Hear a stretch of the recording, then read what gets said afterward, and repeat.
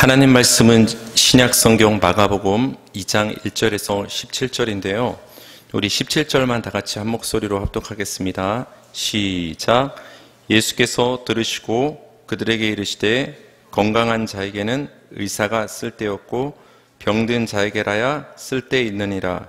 나는 의인을 부르러 온 것이 아니요 죄인을 부르러 왔노라 하시니라. 아멘. 죄인을 부르러 왔노라 라는 제목으로 하나님 말씀 전하겠습니다. 1절과 2절 보시겠습니다. 수일 후에 예수께서 다시 가버나움에 들어가시니 집에 계시다는 소문이 들린지라. 많은 사람이 모여서 문 앞까지도 들어설 자리가 없게 되었는데 예수께서 그들에게 도를 말씀하시더니 1장과 2장이 시간적으로 연결된다면 예수님은 바깥 한적한 곳에 계시다가 다시 가버나움에 들어가셨다고 볼 수가 있습니다.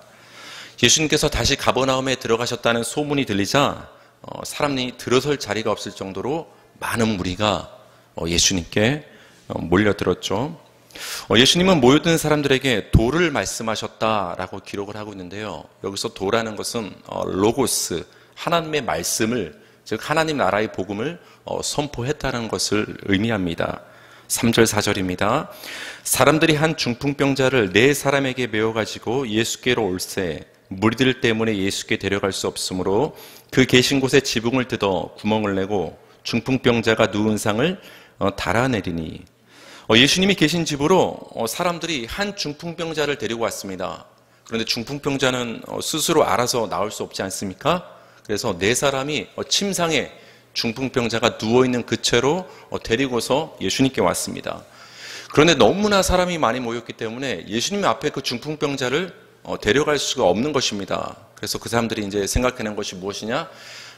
지붕으로 올라가서 구멍을 내서 중풍병자가 누워있는 그 상, 매트리스를 예수님 앞으로 이렇게 내리기로 생각을 한 것입니다. 5절 보시겠습니다. 예수께서 그들의 믿음을 보시고 중풍병자에게 이르시되 작은 자야 네 죄사함을 받았느니라 하시니. 예수님은 그들의 믿음을 보셨다고 지금 기록을 하고 있습니다.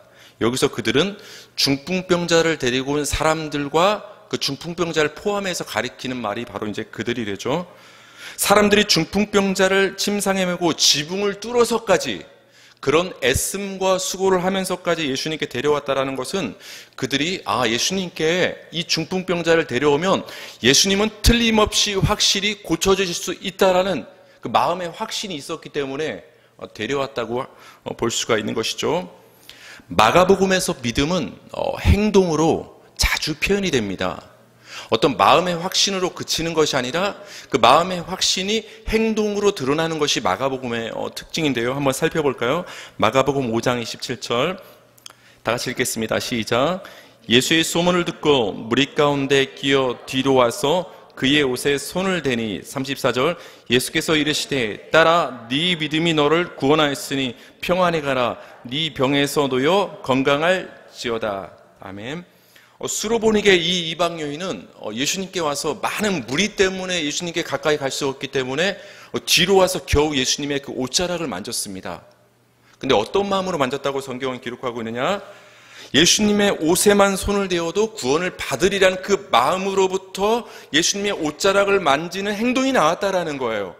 그걸 예수님이 지금 뭐라고 말씀하시냐? 네 믿음이 너를 구원하였다. 믿음은 내 마음의 확신으로부터 끝나는 것이 아니라 예수님에 대한 그 신뢰와 확신이 예수님을 붙잡는 나의 그 몸짓, 행동으로 표현되는 것이 믿음이구나를 우리는 알 수가 있는 것입니다. 여러분 매주 주님께 나올 때 예수님의 옷자락을 붙잡는 마음으로 나오시기 바랍니다. 예수님의 옷자락을 붙잡을 때 내가 할 수 없는 것을 주님이 하실 수 있다는 믿음으로 나오시기 바랍니다. 그걸 주님께서 보신다라는 거예요. 그 마음을 가지고 주님께 나오는 것이 예배가 되는 것입니다. 마가복음 10장 48절 제가 읽어드릴게요. 많은 사람이 꾸짖어 잠잠하라 하되 그가 더욱 크게 소리질러 이르되 다윗의 자손이여 나를 불쌍히 여기소서 하는지라. 예수께서 이르시되 가라 네 믿음이 너를 구원하였느니라 하시니 그가 곧 보게 되어 예수를 길에서 따르니라. 예수님이 여리고를 지나가실 때 소경 바디메오가 막 소리를 질렀어요. 눈을 볼 수 있으면 자기가 직접 예수님께 나아갈 수 있었겠죠. 예수님께 직접 나아갈 수 없는 여력이 안 되니까 소리를 지르는 거예요. 소리로 자신이 있는 위치를 알리는 거예요. 다윗의 자손 예수여 하면서 막 소리를 지르는 거예요. 그러니까 사람들이 무안을 주고 이렇게 제지를 시킵니다. 시끄럽다, 조용히 해라. 그럴수록 이 소경 바디메오는 더 목소리를 높여서 예수님을 불렀습니다. 그때 예수님께서 들으시고 그 소경의 눈을 뜨게 해주십니다. 그리고 말씀하시는 것이 수로보니게 여인에게 했던 말과 동일한 말씀을 하시는 거예요. 네 믿음이 너를 구원했다. 여러분 보세요. 수로보니게 여인도 예수님께 나아갈 수가 없었는데 끝까지 행동한 거예요. 소경 바디메오도 눈에 보이지 않지만 포기하지 않고 끝까지 주님을 부른 거예요. 중풍병자를 메고 온 그 사람들도 무리 때문에 예수님께 나아갈 수 없지만 지붕을 뚫어서까지 끝까지 예수님께 나아갔던 거예요. 그걸 예수님께서 믿음으로 봤다라는 거예요. 지난 시간도 말씀을 드렸죠. 점점 이 세상은 바빠질 거예요. 점점 세상은 변하고 점점 세상은 피곤한 세상이 돼가는 거예요. 바쁘고 피곤할수록 우리는 주님께 나와야 되는 거예요. 그걸 주님께서 뭐라고 보신다? 믿음으로 보시고 그 믿음을 보시고 주님께서 우리를 구원해 주신다는 것입니다. 중풍병자를 예수님께 데려온 사람들, 수로보니게 여인, 소경 바디메오의 믿음, 겉으로 보기에는 이들의 믿음이 행동으로 표현됐지만 이들의 믿음에 담긴 본질은 무엇인지 아십니까? 나는 할 수 없지만 주님은 하실 수 있다. 이게 믿음의 본질이에요. 내가 할 수 없는 것을 주님이 해주신다. 이 마음을 가지고 주님께 나온 거예요.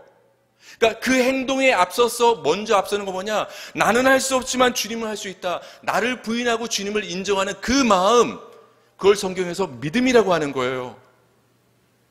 우리는 할 수 없지만 주님은 하실 수 있는 줄 믿으시기 바랍니다. 그 마음으로 나오시기 바랍니다. 그때 주님이 해주시는 거예요. 어린아이와 같은 마음으로 나오실 때 예수님은 중풍병자에게 일어나 걸어가라는 병치료의 말씀을 해주실 것 같았는데 이 말씀을 하시기에 앞서서 먼저 하신 말씀이 있어요. 그것이 무엇이냐? 소자야, 네가 죄사함을 받았다. 아니, 중풍병을 먼저 고쳐야 되는데 예수님은 그 중풍병을 치료하는 것보다 앞서서 죄사함을 먼저 지금 선포를 하고 있습니다. 여러분, 당시 유대인들은 어떤 인식을 갖고 있었냐? 어떤 사람이 병에 걸렸으면 그 병은 아마 그 죄값일 거라는 인식을 유대인들은 갖고 있었어요. 그러나 여러분, 중풍병자뿐만 아니라 모든 병들의 원인이 죄에 있다고 말할 수 없습니다. 그렇게 말해서도 안 됩니다. 만약 모든 죄가 병을 유발시키고 모든 병이 죄로부터 비롯되었다면 성경에 기록되는 모든 병치료의 사건에는 그 죄사함의 이야기가 같이 연결돼서 나와야 돼요. 그러나 우리가 성경을 살펴보면 모든 병치료 사건 속에 죄와 연결되는 부분은 모든 것이 연결되지 않음을 우리는 볼 수가 있습니다. 그렇다면 여러분, 여기서 중풍병자의 치유를 왜 갑자기 주님께서는 죄사함과 연결을 시키고 있을까요? 이것은 뒤 이어지는 이야기와 연결을 시키기 위함입니다. 이따가 살펴보겠지만 뒤에 이어지는 이야기에서 예수님이 죄인을 부르러 오셨다고 말씀하시면서 죄인을 뭐로 비유를 하시죠? 혹시 아시는 분 있나요? 나는 죄인을 이 땅에 부르러 왔다. 근데 그 죄인을 뭐로 비유를 하고 계십니다. 병든 자, 병자, 아픈 자로 비유를 하고 계신 거예요. 그래서 지금 예수님께서는 이 중풍병자를 치료하기에 앞서서 그 죄사함의 문제를 지금 꺼내고 선포를 하고 있는 것입니다. 6절에서 7절입니다. 어떤 서기관들이 거기 앉아서 마음에 생각하기를 이 사람이 어찌 이렇게 말하는가? 신성 모독이로다. 오직 하나님 한 분 외에는 누가 능히 죄를 사하겠느냐? 예수님이 그 중풍병자에게 소자야, 네가 죄사함을 받았다고 선포를 하실 때 그 무리 가운데 서기관들이 있었어요. 아마도 그 서기관들은 예수님의 그 로고스 말씀을 듣기 위해서 왔다기보다는 어떤 시비거리를 찾기 위해서 무리 가운데 끼어있을 가능성이 높습니다. 그들은 예수님이 죄사함을 중풍병자에게 선포하시는 그 예수님의 그 행동 모습이 신성모독이라고 그 서기관들은 마음속으로 생각했어요. 왜냐하면 유대인들은 오직 하나님 한 분만이 죄를 사할 수 있다고 생각하기 때문입니다. 근데 사실 이거는 맞는 얘기예요. 오직 여호와 하나님 한 분만이 우리의 죄를 사할 수 있는 분입니다. 시편 32편 5절입니다. 주께 내 죄를 아뢰고 내 죄악을 숨기지 아니하였더니 곧 주께서 내 죄악을 사하셨나이다. 구약 성경에서 주라는 것은 여호와를 가리키죠. 여호와 주만이 우리의 죄를 사하시는 줄 믿으시기 바랍니다. 시편 130편 3절 4절. 오늘 방금 우리가 불렀던 그 찬양의 가사가 여기서 이제 나왔는데요. 여호와여 주께서 죄악을 지켜보실진데 주여 누가 서리이까? 거룩한 하나님이 우리의 죄악을 다 보고 계신데, 우리의 마음을 다 꿰뚫어 보고 계신데 우리가 뭐가 잘났다고 감히 그 거룩하신 하나님 앞에 나와서 설 수 있느냐는 거예요. 우리가 범죄한 우리가. 4절 다 같이 읽겠습니다. 시작. 그러나 사유하심이 주께 있음은 주를 경외하게 하심이니이다. 아멘. 사유하심이 여호와 주께 있다라는 거예요. 성경은 우리 죄를 용서하심은 오직 하나님께 있다라고 분명하게 얘기를 해주고 있습니다. 그렇기 때문에 나사렛 청년 예수가 갑자기 중풍병자에게 네 죄사함을 받았다라고 선포하는 하나님 노릇하는 것을 자기들이 봤을 때는 뭐로 보이는 거예요? 자기가 하나님처럼 행동한다. 신성 모독이라고 생각을 한 거예요. 따라서 하나님 한 분만이 죄를 사할 수 있다고 믿는 유대인들에게 예수님은 굉장히 큰 죄를 지금 저지르고 있는 것입니다. 신성모독이라는. 레위기 24장 16절 한번 보세요. 다 같이 읽겠습니다. 시작. 여호와의 이름을 모독하면 그를 반드시 죽일지니 온 회중이 돌로 그를 칠 것이니라. 거류민이든지 본토인이든지 여호와 이름을 모독하면 그를 죽일지니라. 여러분, 율법에 의하면 신성 모독죄는 어떻게 되는 거예요? 사형이에요. 돌로 쳐 죽이는 사형이었단 말이에요. 근데 지금 서기관들이 예수님께 지금 뭐라고 말하는 거예요? 신성 모독이로다. 자기가 하나님처럼 지금 죄사함을 선포한다. 예수가 신성 모독의 행동을 하는구나. 지금 서기관들은 예수님께 사실상 마음으로 뭐를 선고하고 있는 걸까요? 사형을 선고하고 있는 거예요. 저 예수는 죽어 마땅하다. 감히 하나님 노릇을 해? 근데 여러분, 실제로 예수님께서 왜 십자가에 못 박혀 죽으신 줄 아십니까? 우리의 죄 때문에 십자가에 못 박혀 죽으셨지만 어떤 그 정황상 그 유대인과의 관계에서 보면 신성 모독 때문에 예수님은 십자가에 매달리게 되셨습니다. 마가복음 14장 64절입니다. 제가 읽어드릴게요. 그 신성 모독하는 말을 너희가 들었도다. 너희는 어떻게 생각하느냐 하니 그들이 다 예수를 사형에 해당한 자로 정죄하고. 예수님이 지금 공회 앞에 끌려오셔서 지금 신문을 받으시는 거예요. 근데 예수님이 막 죄를 발견하는데 꼬집어낸 그 죄가 뭐냐? 신성 모독하는 말을 우리가 저 예수가 활개치고 다닐 때 우리가 들은 적이 있다. 뭐 중풍병자에게 죄사함을 선고하는 말을 들었겠죠. 오늘 들었다고 나오잖아요. 그걸 신성모독이라고 생각했던 그 사람들이 후일에 예수님이 십자가에 못 박혀 돌아가실 때 예수님을 신성모독죄로 고소를 하는 거예요. 그래서 예수를 사형에 해당한 자로 정죄를 하고 십자가에 못 박게 됩니다. 무슨 죄 때문에? 신성모독죄 때문에. 오직 하나님 한 분 외에는 누가 능히 죄를 사하겠느냐? 여러분, 이 질문이 서기관들의 마음속에 있었어요. 제가 지금까지 여러분께 말씀을 드렸죠. 여러분 오직 한 분, 우리의 죄를 사하실 수 있는 분은 누구시죠? 누구밖에 없다고 했죠? 하나님. 근데 서기관들은 지금 질문하고 있잖아요. 근데 여러분은 이 서기관들의 반문을 읽는 동시에 마음속에 어떤 마음이 떠오르죠? 하나님 한 분밖에 없지. 내 죄를 사하실 분은. 그러니까 마가복음에서 마가는 오직 하나님 한 분에는 누가 능히 죄를 사하겠느냐는 질문을 괜히 집어넣은 게 아니라 예수님을 적대하는 자들의 입술의 그 질문을 통해서도 예수님이 하나님이심을 강하게 드러내고 있는 거예요. 반문을 통해서 강조를 하고 있는 거예요. 여러분, 예수님께서 바람과 바다를 잔잔케 하실 때 그것을 바라봤던 제자들의 마음속에 어떤 생각이 들었죠? 질문이 떠올랐잖아요. 뭐라고 질문했죠, 제자들이? 그가 누구이기에 바람과 바다도 순종하는가? 제자들은 몰라서 질문을 한 게 기록되어 있어요. 근데 여러분께서 마가복음을 딱 읽을 때 제자들의 질문을 보면은 마음속에 답이 떠올라요, 안 떠올라요? 그가 누구긴? 그는 살아계신 하나님의 아들 예수님이지. 그러니까 바람과 바다도 순종했지. 우리는 그 답을 아는 거예요. 그러니까 마가는 마가복음에서 특색 있게 질문을 통해서 사람들의 어리석음을 통해서 예수님의 적대자들의 그 반문을 통해서 예수님이 하나님의 아들이심을 계속해서 드러내고 있어요. 왜 그럴까요? 마가복음 1장 1절에 어떻게 시작한다고 했죠? 하나님의 아들 예수 그리스도 복음의 시작이다. 마가복음은 예수님에 대한 말씀을 전하는 것이 성경의 마가복음인데 특별히 예수님이 하나님의 아들이심을 강조해서 선포하는 성경이 뭐다? 마가복음. 그래서 마가복음은 계속해서 예수님이 하나님의 아들이심을 우리에게 얘기를 해주고 있습니다. 8절부터 10절까지 제가 읽어드릴게요. 그들이 속으로 이렇게 생각하는 줄을 예수께서 곧 중심에 아시고 이르시되 어찌하여 이것을 마음에 생각하느냐? 중풍병자에게 네 죄사함을 받았느니라 하는 말과 일어나 네 상을 가지고 걸어가라는 말 중에서 어느 것이 쉽겠느냐? 그러나 인자가 땅에서 죄를 사하는 권세가 있는 줄을 너희로 알게 하노라 하시고 중풍병자에게 말씀하시되. 여러분, 이 질문을 제가 지금 여러분께 한번 드려볼게요. 여러분 한번 생각을 하고 한번 답변해 보시겠어요? 마음속으로. 중풍병자에게 네 죄사함을 받았느니라 하는 말과 일어나 침상을 들고 걸어가라. 어떤 말이 우리가 하기에 쉬운 말일까요? 죄사함을 선포하는 말이 예수님 입장에서 더 쉬울까요? 아니면 너 병치료가 나았다, 이제 일어나 걸어가라. 어떤 말이 더 쉬울까요? 죄사함을 선포하는 말이 더 쉬워 보이지 않습니까? 우리 인간이 봤을 때. 왜 그럴까요? 그건 눈에 보이지 않잖아요.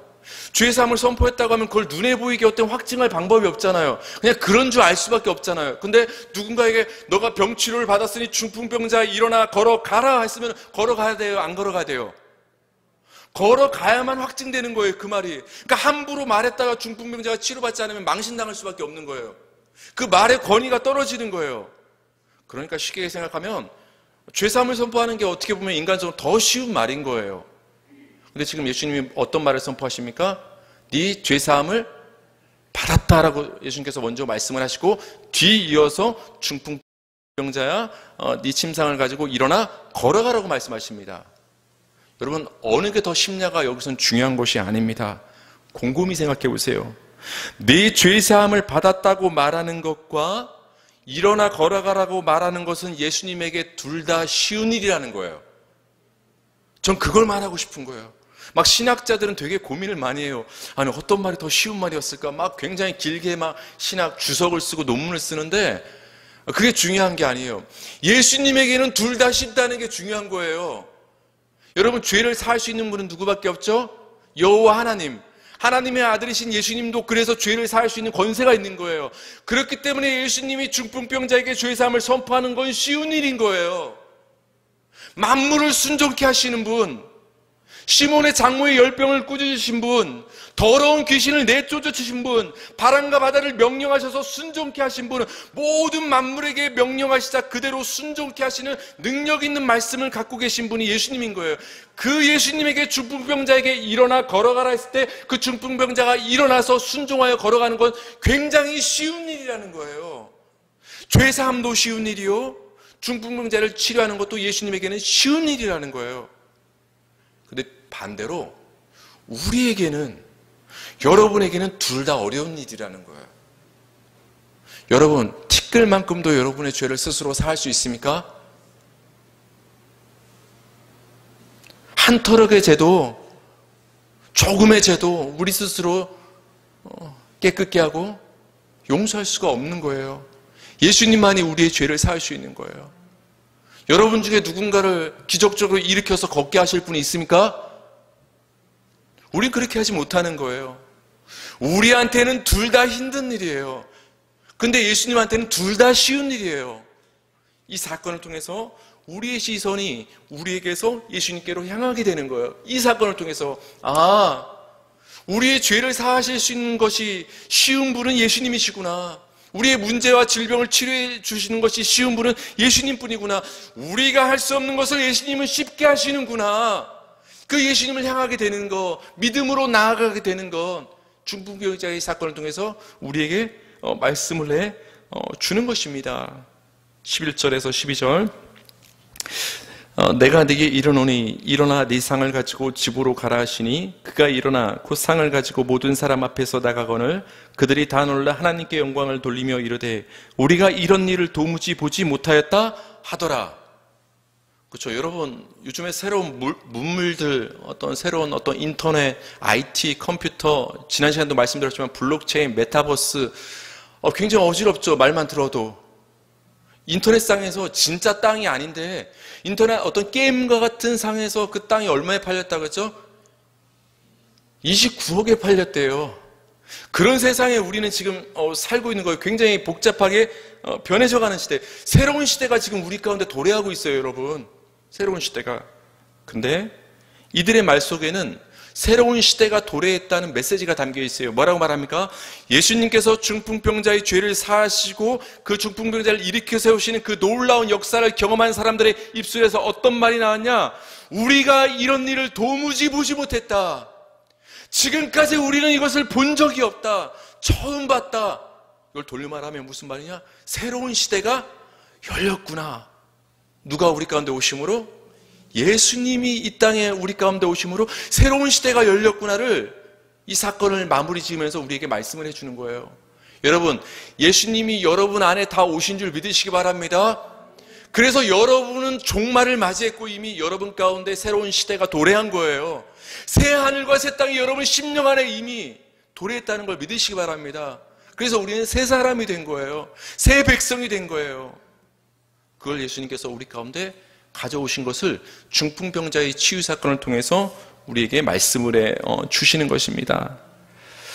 이제 이번에는 두 번째 이제 이어지는 사건인데요. 죄사함이란 주제로 이어집니다. 이제 예수님께서 그 세리 마태를 부르시는 사건을 우리가 살펴볼 필요가 있는데요. 13, 14절 여러분께서 한번 읽어주시겠어요? 시작.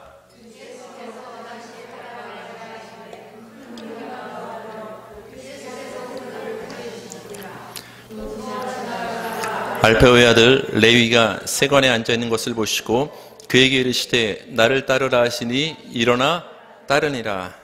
아멘. 예수님께서 이제 베드로와 안드레, 야고보와 요한을 바닷가에서 어부로 있던 그들을 사람 낚는 어부, 제자로 부르신 다음에 이번엔 마태를 제자로 부르시는 장면입니다. 우리가 마태를 다 세리인 것을 알고 있죠. 근데 여기서는 레위라고 기록이 되어 있습니다. 레위, 마태는 같은 동일 인물, 같은 두 개의 이름을 갖고 있는 사람이 바로 이 마태였습니다. 지금 레위를 불렀다는 것은 마태를 불렀다는 것입니다. 세관에 앉아 있었습니다. 한마디로 어떤 통행세를 받는 어떤 그 세리였을 가능성도 있습니다. 예수님께서 그 세관에 앉아 있던 마태를 나를 따라오라고 부르시자 놀랍게도 어떤 꾸물거림 없이 즉각 예수님을 따라 나서는 모습을 보게 됩니다. 아, 즉각 따라 나섰구나. 우린 이렇게 쉽게 생각하는 경향이 있는데 그 당시 경제적인 기득권을 가지고 있던 그 세리였던 마태가, 레위가 예수님의 부르심의 모든 것을 그대로 내버려두고 곧바로 꾸물거림 없이 예수님을 따라간다는 것은 사실 쉽지 않아요. 예수님이 어느 날 사업장에서 여러분이 열심히 일하고 있는데 경제적인 것이 필요해서 반드시 일해야만 하는데 여러분 앞에 나타나서 나를 바로 따르라, 모든 것을 내버려두고 바로 따라가실 분 있으세요? 다 갑자기 고개를 숙이십니다. 따라오라고 할까봐. 여러분, 인간적으로 쉬운 일이 아닙니다. 근데 굉장히 이상합니다. 베드로와 안드레, 야고보와 요한과 더불어서 오늘은 그 경제적 기득권까지 있던 세리 마태가 예수님의 부름에 망설임 없이 즉각적으로 내버려두고 따라가는 모습, 이건 굉장히 놀라운 일이에요. 어떻게 마태가 예수님을 따라갈 수 있었을까요? 여기서 우리는 두 가지 반응을 할 수 있어요. 우리 보통 사람들은 이렇게 반응합니다. 봐라, 베드로, 안드레, 야고보, 요한 그리고 마태가 그 삶에 모든 누리던 것이 있었지만 예수님의 부름에 즉각적으로 모든 것을 두고 따라가지 않았느냐. 그러니까 우리도 결단을 하고 예수님을 따라가자. 이런 반응이 첫 번째입니다. 저는 이 첫 번째 반응을 여러분께 말씀드리려는 것이 아닙니다. 지금 초점을 말씀드리고 싶은 것인데 마태의 결단에 초점을 두지 마시고 예수님의 능력에 초점을 두고 이 사건을 볼 필요가 있다는 거예요. 마태의 인간적인 결단을 초점을 두고 보면 우리는 실패할 수밖에 없어요. 우린 당장 내버려두고 주님을 따라갈 자는 아무도 없다라는 거예요. 저도 자신이 없어요, 인간적으로. 그러니까 인간 마태의 결단에 초점을 두고 이 사건을 볼 것이 아니라 마태를 부르신 예수님의 능력에 초점을 보고 이 사건을 볼 필요가 있다는 거예요. 여러분, 예수님의 말씀은 능력이 있는 줄 믿으시기 바랍니다. 더러운 귀신아 나가라 하니까 더러운 귀신이 순종해서 나갔어요, 안 나갔어요? 나가라니까 순종해서 나가는 거예요. 베드로의 장모에 시몬의 장모에 열병을 꾸짖으니까 명령하시니까 나갔어요, 안 나갔어요? 예수님의 말씀은 능력이 있는 거예요. 바람과 바다야 잔잔해져라 하니까 잔잔해졌어요, 안 졌어요? 왜 그래요? 예수님의 말씀은 능력이 있으니까 그래요. 만물이 솟아나라, 빛이 있으라, 생육하고 번성하라. 하나님이 말씀하시니까 그대로 됐어요, 안 됐어요? 왜요? 하나님의 말씀과 예수님의 말씀은 능력이 있기 때문에 만물이 순종하게 되어 있는 거예요. 그 생각을 가지고 마태의 부르심을 보라는 거예요. 마태가 있어요. 인간적으로 모든 것을 버리기 힘들어요. 근데 하나님이신 예수님이 마태에게 명령하십니다.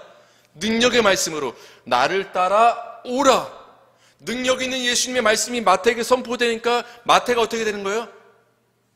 순종케 되어서 따라가게 되는 거예요. 마태가 잘나서 따라가는 것이 아니라 뭐든지 말씀하시면 순종케 하시는 능력 있는 예수님이 말씀하시니까 따라오게 되어 있는 거예요. 초점은 마태에게 있는 것이 아니라 예수님에게 있는 거예요. 여러분이 예수님을 믿고 하나님의 자녀가 되고 이 주일날 하나님께 예배드려 발걸음을 옮겨서 이 자리에 나온 것이 다 여러분이 나온 거라고 생각을 하십니까? 누가 불러서 이 자리에 나왔다고 생각을 하십니까? 예수님이 여러분께 말씀하시니까 여러분이 이끌려 나온 거예요. 우리가 결단해서 주님께 나온 것이 아니라 마태를 부르신 그 예수님의 능력의 말씀이 우리를 이끌었기 때문에 우리가 순종케 되어서 주님께 나오게 됐다는 거예요. 그래서 여러분, 예수님의 부르심은 그 자체로 은혜인 줄 믿으시기 바랍니다. 불러주심이 은혜인 거예요. 저와 여러분을 예수님께서 은혜로 다 부르신 줄 믿으시기 바랍니다. 15절입니다. 그의 집에 앉아 잡수실 때 많은 세리와 죄인들이 예수와 그의 제자들과 함께 앉았으니 이는 그러한 사람들이 많이 있어서 예수를 따름이로라. 아마도 마태의 집에서 식사를 했느냐, 가버나움에 예수님의 집도 계셨으니까 예수님의 집이냐 하지만 사건의 어떤 개연성으로 봤을 때는 마태의 집에서 예수님께서 마태를 부르신 후에 함께 식사를 하신 것 같습니다. 그때 예수님의 제자들과 마태만 있었던 것이 아니라 또 다른 세리들과 죄인들도 함께 그 식사 자리에 동석을 했습니다. 마태가 세리였기 때문에 그 식사 자리에 세리들이 함께 있는 것은 같은 직업군 아니겠습니까? 그러니까 자연스러운 모습입니다. 그러나 여러분, 그 당시 세리는 굉장히 부당하게 자기 이익을 챙겼던 사람이에요. 예를 들어서 세금을 10,000원을 걷어야 되면 12,000원을 걷은 거예요. 그럼 2,000원은 누구 주머니로 들어갔겠어요? 그러니까 그 백성들은 10,000원이라는 세금 내는 것도 힘든데 이 세리가 12,000원을 걷어서 2,000원은 자기 주머니로 이 속을 챙기는 거예요. 그러니까 일을 갈았겠죠. 그 로마의 앞잡이 역할을 하고 백성들의 그 피고름을 짜던 사람이 세리였어요. 그래서 백성들에게는 이 세리는 매국노와 같고 백성의 원성을 샀던 그 사람들이 바로 그 직업군이 바로 세리였습니다. 한마디로 세리는 죄인으로 인식이 되었어요. 그래서 여러분께서 성경을 보실 때 세리가 등장하면 세리 이꼬르 뭐다? 죄인으로 읽으시면 되는 거예요. 그래서 여러분, 성전에 올라갔던 세리가 하나님께 어떻게 기도를 하죠? 바리새인과 세리의 기도가 이제 두 개가 대조되어서 나오는데 누가복음을 보면 하나님 나를 불쌍히 여기소서, 나는 죄인으로서이다. 세리가 그렇게 기도합니다. 나는 죄인입니다. 정말 세리는 죄인이었어요. 그럼 이 세리는 누굴 가리킬까요? 우리예요. 여러분이 세리예요. 하나님 앞에 나와서 뭔가 내오는 것이 아무것도 없는, 내오는 것은 죄밖에 없기 때문에 우리는 하나님 불쌍히 여겨달라는 그 간구밖에 할 수 없는 세리 같은 존재가 우리라는 거예요. 우리의 모습. 그 당시 그렇기 때문에 이 죄인이었던 세리와 함께 식사하는 것은 부정하게 여겨지는 일이었어요. 해서는 안 될 일이었던 거예요.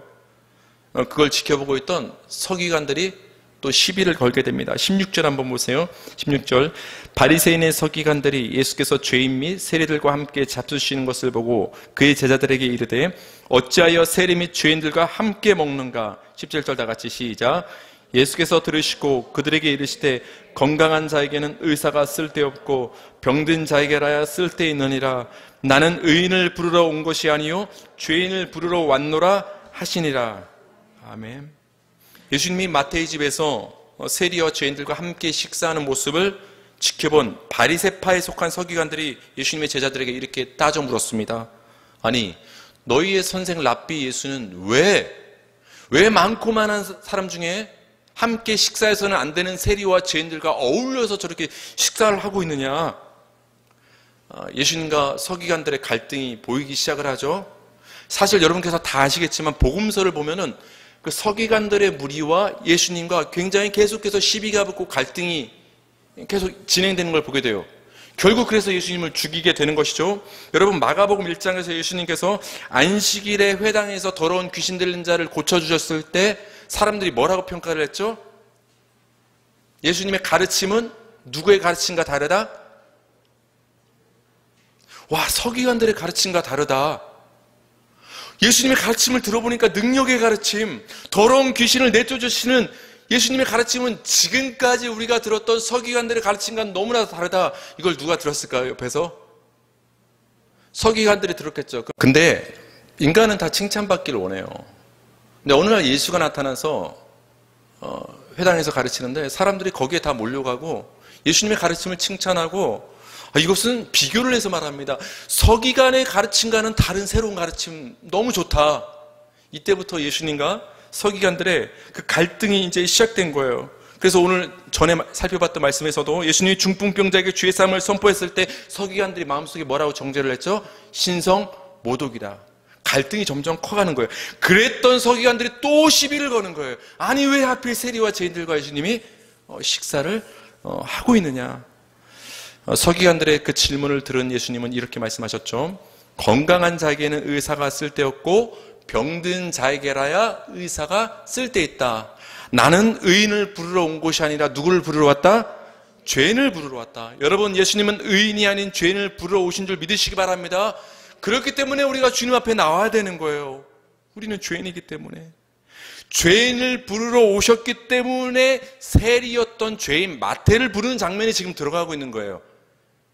이해 가세요, 여러분? 이야기의 전개가 예수님이 죄인을 부르러 오셨다는 이 복음의 메시지를 선포하기 위해서 죄인이었던, 그 당시 죄인 중에 제일이었던 세리 마태를 부르시는 장면을 이 메시지 앞에 지금 기록을 해주고 있는 거예요. 그래서 우리가 이 성경을 읽을 때 예수님께서 죄인 세리 마태를 부르시는 장면을 읽고 나서 나는 죄인을 부르러 왔다는 예수님의 말씀을 들을 때 이 말씀이 우리에게 와닿게 되는 거예요. 그랬기 때문에 예수님은 죄인을 부르러 오셨기 때문에 죄인들과 세리들과 함께 식사하는 거예요. 여러분, 우리의 식사 자리 가운데, 우리의 삶 가운데 예수님이 늘 함께 하시는 줄 믿으시기 바랍니다. 왜냐하면 죄인 가운데 예수님은 함께 하시기 때문에 그래요. 그래서 여러분, 예수님은 평소에도 세리와 죄인들과 가깝게 지내셨습니다. 그래서 예수님은 친히 자신을 가리켜서 인자는 누구와 누구의 친구다라고 예수님께서 직접 말씀하셨죠. 나는 세리와 죄인의 친구다. 여러분, 이 말을 돌려 말하면 예수님은 나의 친구, 여러분의 친구, 우리의 친구란 말이에요.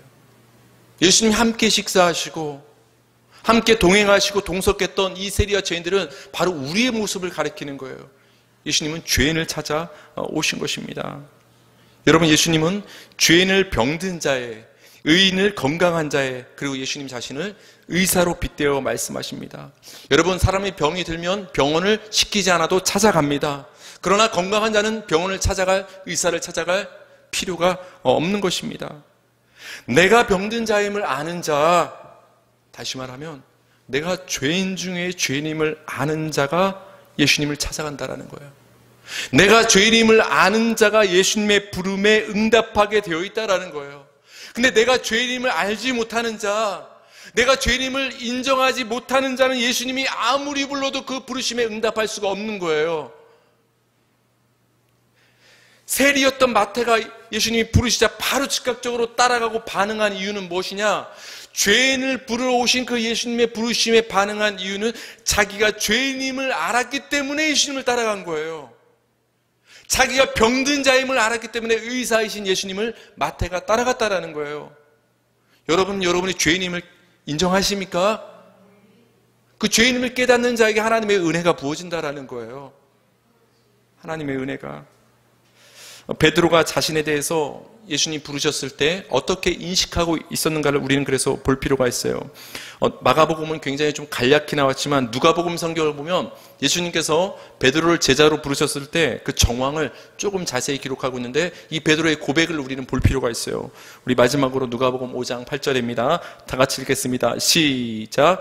시몬 베드로가 이를 보고 예수의 무릎 아래에 엎드려 이르되 주여 나를 떠나소서 나는 죄인으로소이다 하니.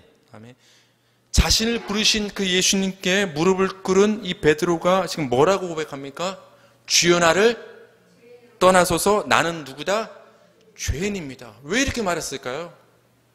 예수님이 죄인인 베드로를 불렀기 때문에 그 죄인 베드로가 나는 죄인입니다라고 고백하는 거예요. 죄인만이 죄인을 부르러 오신 예수님의 부르심에 응답할 수가 있는 것이에요. 죄인만이. 그래서 그 성전에 올라와서 기도했던 세리가 뭐라고 말했다고 했죠? 나를 불쌍히 여겨주셔서 나는 죄인입니다. 예수님이 세리와 죄인들과 식사를 함께 하셨다는 것은 예수님이 그들의 죄를 용서하셨다는 의미가 담겨 있어요. 여러분, 누군가 가족끼리도 식사를 할 때 부부끼리도 싸우고 자녀와 부모가 싸웠을 때도 굉장히 불편하면 같이 식사에 안 해요. 방에 몰래 이렇게 있다가 이게 배우자가 남편의 아내가 밥 먹었나 확인했다가 배는 고픈데 자존심은 상해서 나가요, 안 나가요? 제가 그랬다는 게 아닙니다. 이렇게 말하면 오해하는 사람도 있는데 이렇게 숨어 있다가 저 인간이 밥을 다 먹었나 확인한 다음에 이제 그냥 나간 다음에 따로 겸상하지 않고 따로 먹지 않습니까? 불협화음이 있을 때는.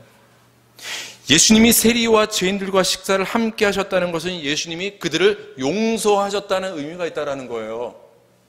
우리가 주님께 나와서 성찬의 의식을 거행할 때는 예수님이 우리의 죄를 용서하셨다는 그 믿음으로 성찬에 참여하게 되는 것입니다.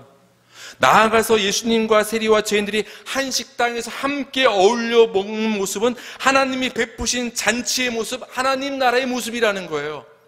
그 식사 자리가 하나님 나라의 모습을 우리에게 보여준다는 거예요. 여러분, 탕자가 돌아왔을 때 그 아버지가 송아지를 잡아서 잔치를 벌였죠. 그 고향 땅 아버지가 베푼 그 잔치는 하나님 나라의 천국 잔치의 모습이라는 거예요. 거기에 죄인이었던 탕자 아들이 돌아와서 함께 아버지와 그 잔치 하나님 나라에 참여하게 되는 거예요. 즉 예수님이 죄인 세리 마태를 부르시고 그와 함께 식사하시는 모습은 예수님이 그 죄인의 죄를 용서하시고 그에게 하나님 나라를 임하게 했음을, 하나님 나라를 가져다 주셨음을 우리에게 보여주는 것입니다.